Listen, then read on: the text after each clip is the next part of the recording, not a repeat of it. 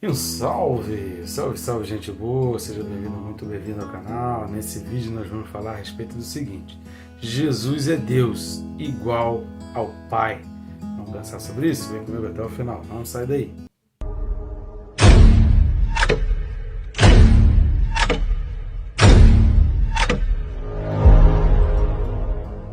E se você não está inscrito, né, sempre aquele lembrete bom aí, clica no botão, é rápido, é fácil, querido, é bem prático. Você vai clicar no botão aí de se inscrever e pronto, já vai estar inscrito. Ao lado aí tem também o sininho. Eu recomendo marcar porque te ajuda a disciplinar, tá estudando a palavra e assim você não perde nada das escrituras. Serve aquele lembretezinho, toca lá na consciência e fala, rapaz, eu preciso estudar a palavra. Senão você deixa tudo de fora, você vai se ocupando a mente com outras coisas e acaba não voltando para a palavra.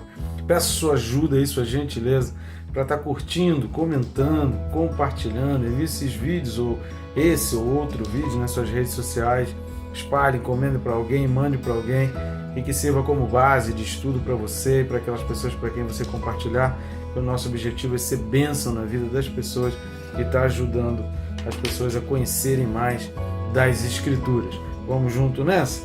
Texto desse vídeo, tema desse vídeo é Hebreus capítulo 1, versículos de 7 a 9. Hebreus capítulo 1, versículos de 7 a 9 diz assim: Assim quanto aos anjos, diz, aquele que a seus anjos faz ventos, e a seus ministros labareda de fogo, mas acerca do Filho, o teu trono, ó Deus, é para todo sempre, e cetro de equidade é o cetro do seu reino. Amaste a justiça e odiaste a iniquidade. Por isso Deus, o teu Deus, te ungiu com óleo de alegria como a nenhum dos teus companheiros. Amém? Então aqui é um texto muito importante, foi difícil a gente conseguir separar. A gente vai destacar três coisas importantíssimas aqui nesse bloco de versículos, desses três versículos, e que estão alinhados exatamente com isso. Labareda de fogo, uma expressão muito usada ainda, muita gente usa essa expressão, então a gente vai entender um pouco desse contexto, do sentido aqui então das Escrituras. Vamos lá, primeiro ponto que a gente vai ver, eu preciso que a gente leia o Salmo 104, versículo 4. O Salmo 104 é um louvor ao Deus Criador, e o versículo 4 diz: Fazes a teus anjos ventos e a teus ministros labaredas de fogo. Até os servos celestiais de Deus têm uma impressionante aparência. O fato aqui, importante a gente frisar, que a palavra traduzida aqui por vento, ela pode ser traduzida também por espíritos.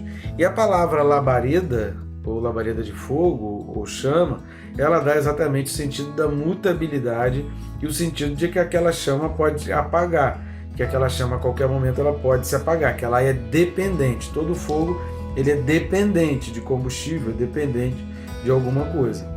E está colocando aqui Jesus nessa posição acima dos anjos, como aquele que tem os seus anjos como dependentes dele. São ministros, são servos, por isso usa essa expressão. E como ventos, dá a entender esse espírito e também dá a entender, deixa nas entrelinhas, que alguns anjos, soprados por um vento de doutrina, alguns anjos movidos por um vento de cobiça e de orgulho, acabaram cedendo. Diz lá o texto de Apocalipse que foi 1/3 dos anjos. Se você não assistiu, assista os vídeos aí que está no nosso canal do Apocalipse, vai pesquisar aí 1/3 dos anjos ou anjos caídos.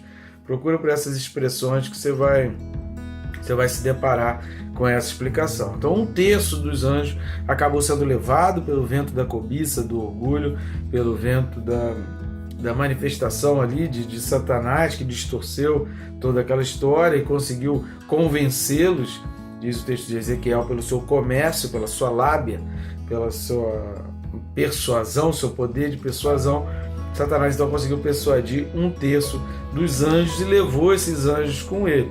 Aqui está dizendo que esses anjos que estão aqui, eles são ventos. Olha, para vocês eu digo, vocês tenham cuidado, porque de repente pode soprar um e vocês saírem, mas vocês permaneceram fiéis, vocês estão aqui comigo, então por isso eu estou concedendo a vocês esse privilégio de serem meus ministros, serem ministradores e estarem então junto comigo. Então essa palavra vento, ele tem essa tradução no grego aqui, no sentido de espírito, mas também aponta para esse lado de que pode correr para lados diferentes.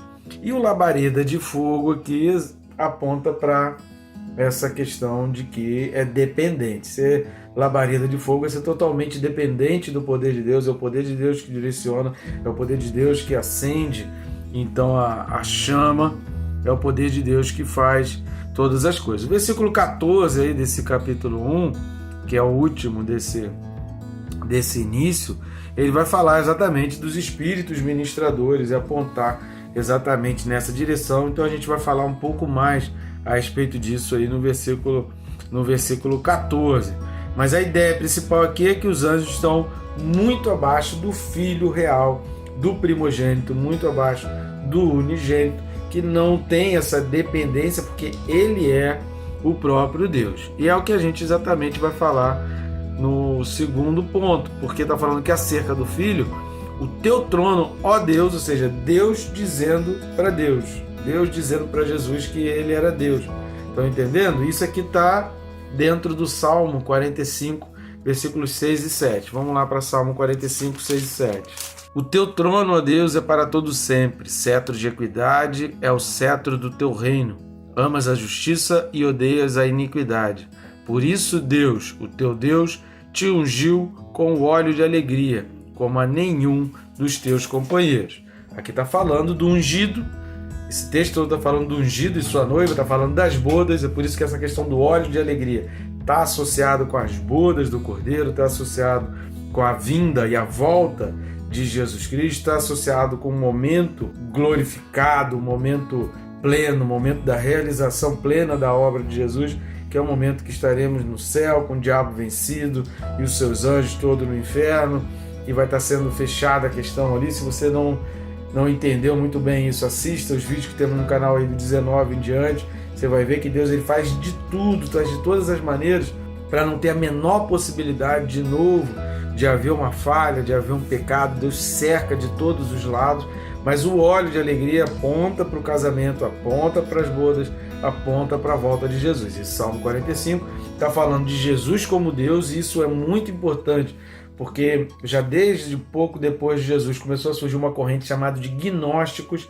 Os gnósticos eles tentam negar que Jesus era Deus, eles tentam negar essa divindade de Jesus, e algumas religiões hoje são derivadas do gnósticos, negando Deus como Deus. E aqui o próprio Deus chama Jesus de Deus. Então a gente chega à conclusão de que Jesus é Deus, dentre tantos outros fatores, são muitos fatores e muitos textos bíblicos, porém o próprio Deus chama Jesus de Deus. E aqui está mencionando esse Salmo 45, onde Deus chama Jesus de Deus e fala: o teu trono, ó Deus, chamando ele de Deus, é para todo sempre. Para todo sempre, a gente já falou no vídeo passado daquela promessa feita para o trono de Davi, de que seria eternamente. E aqui vem uma expressão: cetro de equidade é o cetro do seu reino. Aqui vem algumas expressões, equidade, relacionados ao reino. Então o reino de Jesus é um reino que tem equidade e que ama a justiça e que odeia a iniquidade. Por isso Deus, o teu Deus, te ungiu com o óleo de alegria, que aponta para o casamento, como a nenhum dos teus companheiros. Exatamente daquilo que a gente falou no versículo 4. Nós falamos no versículo 4 do tendo se tornado, falamos a respeito da herança. Assista os primeiros vídeos aí de Hebreus, que a gente falou a respeito dessa herança, desse direito adquirido. Jesus adquiriu esse direito e nenhum outro conseguiu alcançar, nem mesmo os anjos, nem mesmo, está falando dos companheiros ali, dos anjos, ou daqueles que outros reis ou qualquer outro ser humano tenha alcançado. A respeito de equidade, iniquidade e justiça, a gente também tem bastante vídeo aí referente a Apocalipse explicando sobre isso. Você pode fazer uma pesquisa aí no meu canal a respeito de equidade ou iniquidade, que a gente vai ter bastante explicação. Em linhas gerais, resumidamente falando, para a gente fechar aqui esse ponto, equidade é diferente de igualdade. Equidade não é igualdade, tornar todos iguais, isso não é a equidade. A equidade é o respeito às leis, é você dar tratamento, dar o mesmo tratamento legal para pessoas que são diferentes. É você dar direitos e permitir que pessoas diferentes, de classe diferente, de cor diferente, de linhas de pensamento diferentes, de passado diferente, tenham o mesmo direito. Isso é a equidade.